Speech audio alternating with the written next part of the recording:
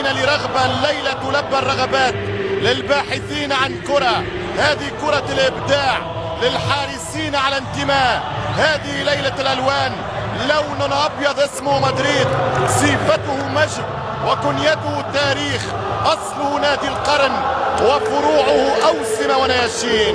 بلاوغرانا بارسا لمقاطعة هائجة دائما كانت ثائرة، ترفض الاستسلام، تبحث عن خلاص من عاصمة متسلطة سياسيا ثقافيا اقتصاديا وكرويا. نادي برشلونة ولد 1899 ليقول لا وليكون شوكة في حلق أولاد العاصمة، والريال أوجدوه في 1902 ليذكر الجميع بإسبانيا الواحدة المتحدة رمزها مدريد، ولا صوت يعلو فوق صوت ريالها.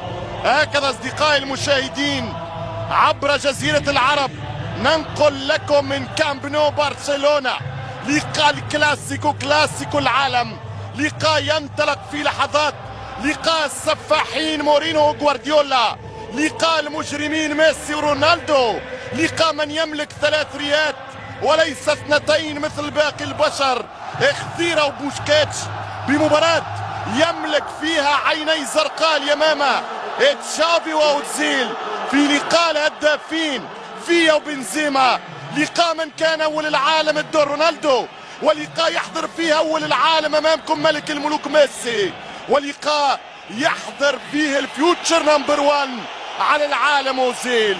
أي متعة ننتظر عن أي لقاء سأعلق، عن أي الأسماء سأتحدث، سأغني لمن، سأعلق لمن، سأنشد لمن، أنوه بمن وأمجد من سيعبر من سيبكي من ينتصر في مباراة شعارها الهزيمة عار والانتصار مجد يا إيتورالدي. المعركة ستصبح بدنية بين الريال وبرشلونة. فرحة كبيرة لعشاق البلاوغرانا في استاد نيو كامب. الانتصار الخامس على التوالي، الكلاسيكو الخامس ورا بعض يكسبوا فريق برشلونة. عبيدال حط الكرة في نص تشافي، هذم اقوى من المنشطات، هذم اقوى من المنشطات، هذم اصل البلاي ستيشن. يظهر لي البلاي ستيشن عملها واحد